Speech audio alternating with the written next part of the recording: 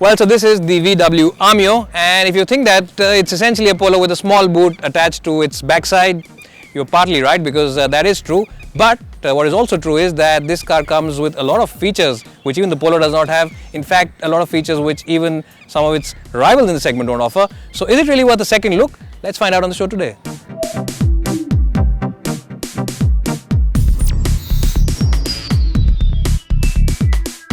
Well, so the big deal on the Amio, of course, is the boot, and as you can see, the opening, the aperture really is very wide, which means that if you have a big geyser to load into this car with its packing in it, it shouldn't be too much of a problem to heave it in.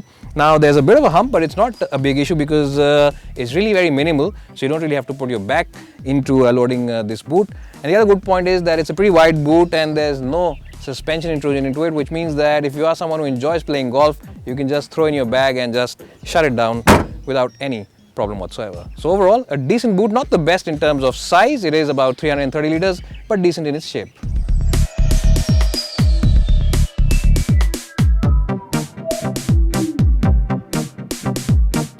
Well, so here I'm inside the cabin of the new VW Amio, and the first thing you'll notice is that this car has the best interiors in its class in terms of overall build quality as well as materials, and really everything is very well made and should last you well over many years of usage. And it's a very good place in terms of practicality as well. You get this huge elbow box over here where you can keep your cell phone as well as your wallet, and you also get a little place below the front handbrake where you can keep your cell phone. You also get two small bottle holders over here, and the door bins are large enough to house a genuine 1 liter bottle from your home. So in terms of practicality as well as space, an excellent place to be.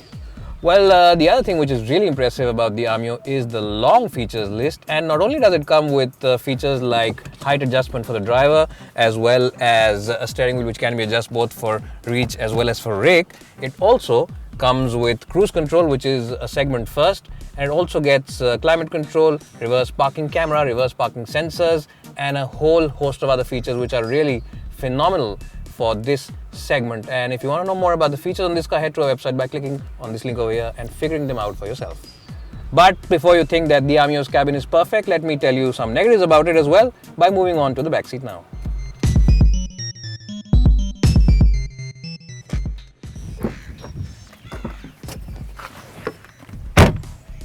Well, so here I'm in the backseat of the Amio, and as you can see, knee room is just about adequate, and I have adjusted the front seat as always for my driving position, and my height for reference is 5'10".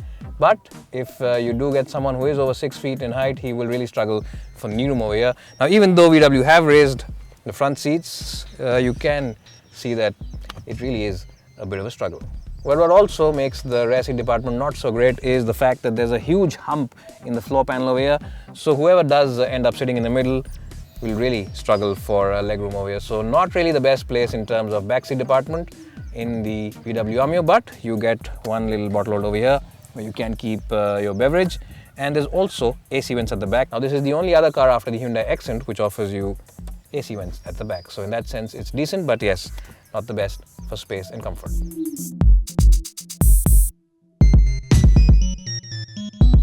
So here I'm driving the VW Amio, and this car, remember, comes with a 1.2 liter petrol engine. Now, it's the same engine which is also shared with the Polo, and this engine makes about 74 bhp of power.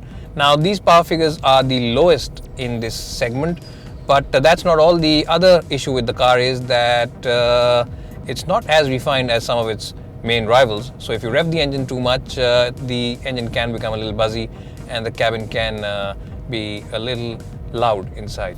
On the plus side though, the engine feels pretty responsive from low RPMs, which makes it a decent car for city travel. And the clutch is pretty light and also has a very springy action to it. And the gearbox also is pretty accurate and pretty slick to use, which means that if you are someone who drives himself in the city, then you shouldn't have too much of an issue with the light controls of this car. So in terms of agility, it is a decent car, and if you are someone who enjoys driving himself, then it should not be too much of an issue. Well, one department where the Amio truly does impress is in high-speed stability. This car really does feel rock solid and really does hug the road like a leech, and that makes it a good car for long-distance travel. Well, the steering wheel is pretty accurate and it is pretty well weighted, which means that this car is pretty enjoyable to drive. And if you do take it on a hilly section and push it into a corner, then this steering wheel will give you a lot of confidence. There's a little bit of body roll, but it's well under control.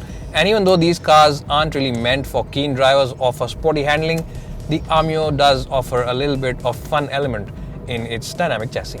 Well, the Aamio's ride quality is a little bit on the firmer side, which means that in the city, some of the smaller potholes and bumps can filter into the cabin, but on the highway, it really does take everything into its stride, and very little manages to enter the cabin, so it's a pretty decent place for those long highway trips.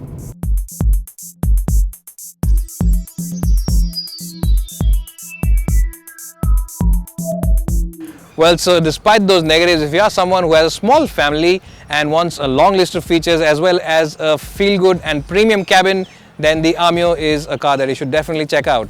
But that said, you should also check out its rivals by clicking on this link over here. And as always, don't forget to subscribe by clicking on this link over here. It's bye for now and hope to see you soon.